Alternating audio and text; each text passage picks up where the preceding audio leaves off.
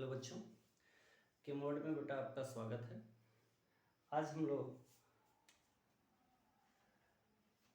Chemical kinetics का अपना next lecture start करने वाले हैं। अभी तक के लेक्चर में बेटा हम लोगों ने देखा कि किसी भी रिएक्शन की रेट को हम किस तरीके से डिफाइन कर सकते हैं। कोई भी अगर रिएक्शन दिया गया है तो हमको पता है कि रिएक्टेंट जो होता है वो डिसअपियर होता है, प्रोडक्ट अपीयर होता है। तो रिएक्टेंट किस तरीके से बेटा डिसअपियर होता है या प्रोडक्ट किस तरीके से अपीयर होता है, उसका रेट क्या होता है, यहाँ तक का रिप्रेजेंटेशन हम लोगों ने कर लिया था।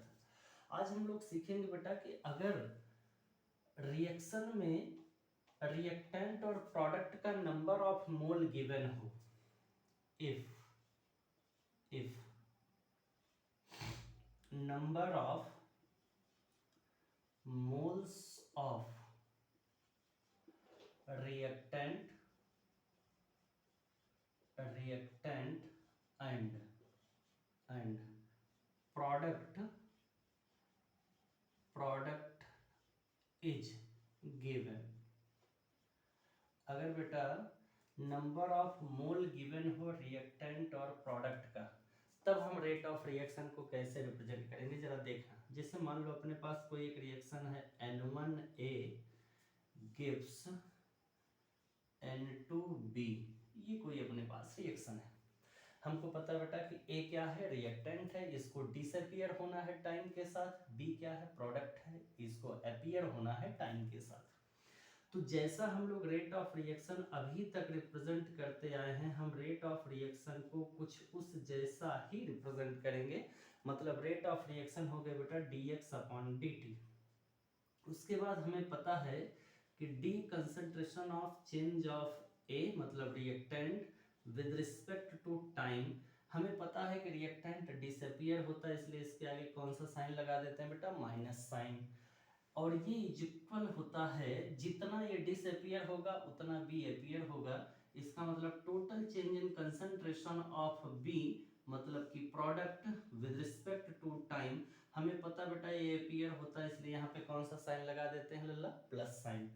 अब देखो जो नंबर ऑफ मोल गिवन है बेटा, यहाँ N1 है, यहाँ N2, आप इसी को डिवाइड कर दो, यानी 1/N1 हो जाएगा और यहाँ 1/N2 हो जाएगा। याद रखें जब आप केमिकल इक्विलिब्रियम पढ़ना स्टार्ट करेंगे तो वहीं पे बेटा नंबर ऑफ मोल को हम पावर बना देते हैं। अभी भी जब हम लोग यहाँ पे ऑर्डर ऑफ रिएक्शन फाइंड करने लगेंगे तो इसी नंबर ऑफ मोल को हम लोग पावर बनाएंगे। फिलहाल अभी हम लोग रेट ऑफ रिप्रेजेंटेशन पढ़ रहे हैं, इसलिए अगर नंबर ऑफ मोल गिवन होगा बेटा रिएक्टेंट का तो उसे डिवाइड कर दिया जाएगा माइनस साइन के साथ। अगर नंबर ऑफ मोल गिवन होगा प्रोडक्ट का तो उसे डिवाइड कर दिया जाएगा प्लस साइन के साथ। क्या मेरी इतनी बातें समझ में आती बच्चा? जल्दी से आप इसको नोट कर लो बेटा, आगे बढ़ जाते हैं। आ जाओ। अब देखो एक क्वेश्चन है आपके सामने, जरा इस क्वेश्चन को करने की कोशिश करो बेटा। कह रहा है for the reaction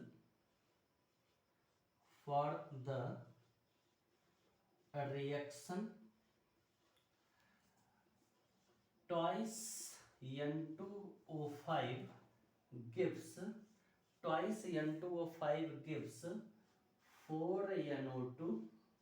4NO2 plus O2। कोई एक रिएक्शन दी गई बेटा, twice N2O5 is equals to 4NO2 plus O2, यानी N2O5 डिसअपियर होकर के नाइट्रोजन डाइऑक्साइड एंड ऑक्सीजन बना रहा बेटा। तो कह रहा है the concentration of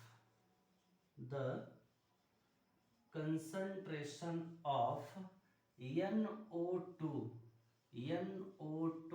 is the concentration of NO2 is increased by 1.6 into 10 to the power minus 3 mole per liter in 4 second.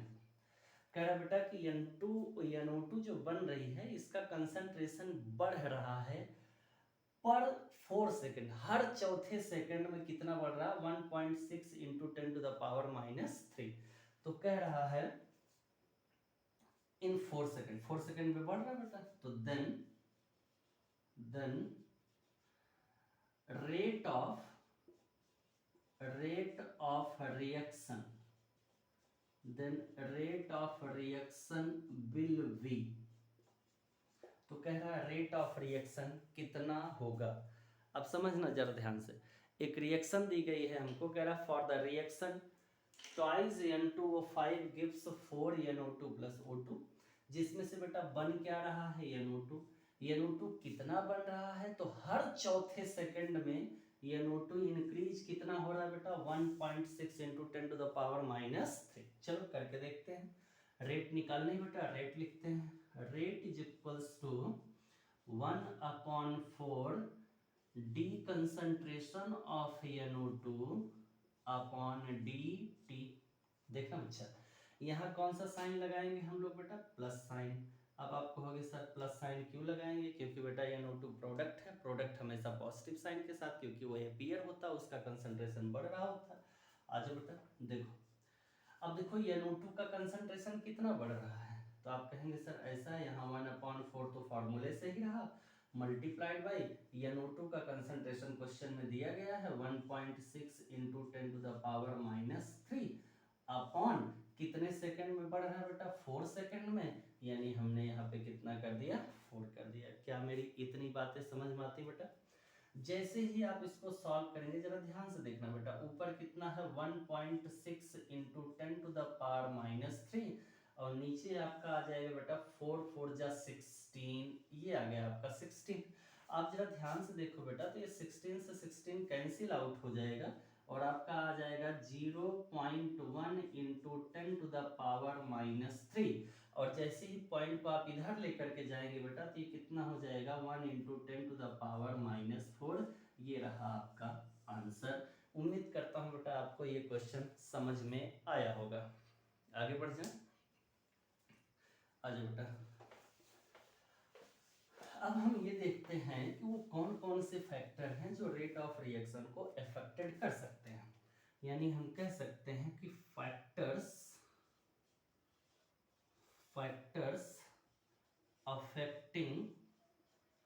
affecting rate of reaction, uh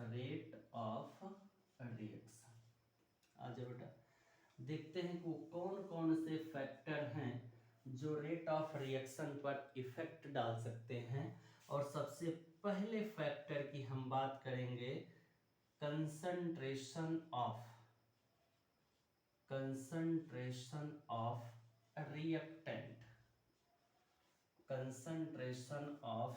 reactant, आ जाओ बेटा। देखते हैं कि क्या रिएक्टेंट का कंसंट्रेशन बढ़ाने पर बेटा क्या रेट बढ़ सकती है। आ जाओ जरा सीखते हैं। एक इक्वेशन लिया मैंने, A is equals to P, तो आपको पता है बेटा कि हर time per unit time A convert किस में हो रहा है, P में। आपको पता है कि इसकी रेट क्या होगी बेटा, dx अपॉन dt, ये आप पढ़ चुके हैं। अगर मैं इसका कंसंट्रेशन, जैसे मान लो N1 है, या ऐसे समझ लो कि इसका कंसंट्रेशन 10 मोल है बेटा, इसका कंसंट्रेशन बढ़ा के 20 मोल अगर कर दूंगा तो रेट ऑफ रिएक्शन बढ़ जाएगी कि नहीं बढ़ जाएगी, बहुत प्यार से बढ़ जाएगी। यानी कह सकता हूं कि rate of reaction is depend upon concentration of reactant,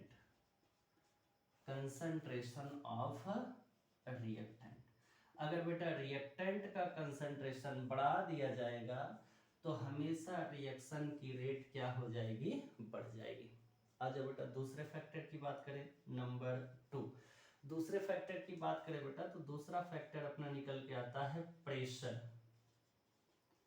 pressure की बात करें बेटा। चलो आ जाओ, देखो जैसे मान लो एक घर की बात समझो कि सपोज करो हमको चावल बनाना या दाल बनानी है, कुछ भी बनाना है, सपोज करो हमें कुछ भी पकाना है, सब्जी है। आपको पता बेटा कि अगर हम उसे खुले कंटेनर में पकाते हैं तो टाइम लगता है, और हम अगर प्रेशर कुकर में पकाते हैं तो जल्दी पक जाता है। क्यों प्रेशर कुकर से जल्दी पक जाता है, क्योंकि ऊपर से प्रेशर लग रहा होता है, नीचे से हीट एनर्जी जा रही होती है, जिसकी वजह से वो जो फूड होता है, हमारा खाना होता है, बड़ी आसानी से पक जाता है। इसका मतलब ये हुआ कि प्रेशर एक ऐसी चीज है जो खाने को पकने में हेल्प कर रही, बहुत जल्दी पका दे रही है। कुकर में देखो भोजन जल्दी पक जाता है, खाना जल्दी पक जाता है, वैसे खुले कंटेनर में पकाओगे देरी से पकेगा। यानी कुकर में क्यों जल्दी पक रहा है? क्योंकि कुकर में ऊपर से क्या लग रहा होता है? प्रेशर लग रहा होता है। प्रेशर लगने से बेटा रेट ऑफ रिएक्शन बढ़ जाती है। यानी हम कह सकते हैं कि जो रेट होती है बेटा वो हमेशा प्रोपोर्शनल होती है प्रेशर के। जो रेट होती है वो हमेशा किसके प्रोपोर्शनल होती है? प्रेशर के। मतलब प्रेशर बढ़ाने पर रेट ऑफ रिएक्शन बढ़ जाती है। जरा इतनी बातें आप नोट करो, आगे बढ़ जाते हैं। आज बेटा आगे बढ़ते हैं। आज अब अगर हम लोग इसमें देखें तो हम बात कर सकते हैं बेटा टेम्परेचर की। किसकी बात करें? टेम्परेचर की। देखो जैसे आप एक बेटा 2 ग्लास ले लो, एक ग्लास में ठंडा पानी हो, एक ग्लास में गर्म पानी हो, तो आपको और शुगर के कुछ पार्टिकल्स ले लो। शुगर का पार्टिकल बेटा ठंडे ग्लास के पानी में डाल दो और गर्म ग्लास के पानी में डाल दो। बताओ कौन सा शुगर जल्दी डिजॉल्व होगी? ऑब्वियसली गर्म ग्लास का जो शुगर होगा वो जल्दी डिजॉल्व हो जाएगा, क्योंकि वो हीटेड है। यानी कि बेटा रेट ऑफ रिएक्शन, जो रेट होती है किसी भी रिएक्शन की, वो बढ़ जाती है। कब? जब हम उस पर क्या लगा देते हैं? टेम्परेचर। टेम्परेचर के बढ़ाने से रेट ऑफ रिएक्शन हमेशा बढ़ जाती है। टेम्परेचर के बढ़ाने से बेटा रेट ऑफ रिएक्शन बढ़ जाती है। आ जाओ एक बात और करते हैं, कैटलिस्ट की बात कर लेते हैं। देखते हैं कि कैटलिस्ट क्या होते हैं। आ जाओ, बहुत प्यारी सी चीज है। सपोज करो बेटा आप कोचिंग से पढ़ के घर आए या स्कूल से पढ़ के घर आते हैं, आपका अचानक मन किया कि हमको आज छोला खाना है, छोला खाएंगे। अब छोले के लिए बेटा चने को भिगोना पड़ता है। मान लो चना नहीं भिगोया गया है, तो अगर हमारा छोला खाने का मन है तो हम कैसे उसको पकाएंगे? आपको पता है कि चने को आप प्रेशर कुकर में डालेंगे और थोड़ा सा उसमें बेकिंग पाउडर डाल देंगे। जैसे ही बेकिंग पाउडर डालेंगे बेटा चना जल्दी से पक जाएगा। इसका मतलब बेकिंग पाउडर क्या कर रहा है? बेकिंग पाउडर उस चने को पकाने में हेल्प कर रहा है कि जल्दी चना पक जाए, उसकी रेट ऑफ रिएक्शन को बढ़ा रहा है। तो किसी भी रिएक्शन में बेटा बाहर से डाला गया वह सब्सटेंस जो रिएक्शन की रेट को बढ़ा देता है, उसे हम कहते हैं कैटलिस्ट। कैटलिस्ट बेटा 2 तरह के होते हैं, एक पॉजिटिव कैटलिस्ट होता है, एक नेगेटिव कैटलिस्ट। पॉजिटिव कैटलिस्ट हमेशा रेट ऑफ रिएक्शन को बढ़ा देता है, negative catalyst rate of reaction को घटा देता है। जैसे आप चाय पकाओ, चाय बनाओ बेटा, चाय बनाओ, दूध उबल रहा हो, तुरंत आप चाय पत्ती डालो, देखो दूध बड़ी तेजी के साथ उबलता है। और अगर आप शुगर का पार्टिकल डाल दो या अदरक डाल दो, देखो दूध बैठ जाता है। तो जो रिएक्शन की रेट को घटाएं वो नेगेटिव कैटलिस्ट, जो रिएक्शन की रेट को बढ़ाएं बेटा वो पॉजिटिव कैटलिस्ट होते हैं। यानी कि हम कह सकते हैं कि रेट ऑफ रिएक्शन बढ़ सकती है, रेट ऑफ रिएक्शन बढ़ सकती है। कब? पॉजिटिव कैटलिस्ट के प्रेजेंस में, पॉजिटिव कैटलिस्ट के प्रेजेंस में। लेकिन यही रेट ऑफ रिएक्शन घट सकती है कब? अगर निगेटिव कैटलिस्ट यूज किया जाए। क्या मेरी इतनी बातें आपकी समझ में आती हैं बेटा? उम्मीद करता हूं आपको इतनी बातें समझ में आई होंगी। जल्दी से नोट करो, आगे बढ़ा जाते हैं। आज बेटा अब हम लोग पढ़ते हैं स्पेसिफिक रेट कांस्टेंट।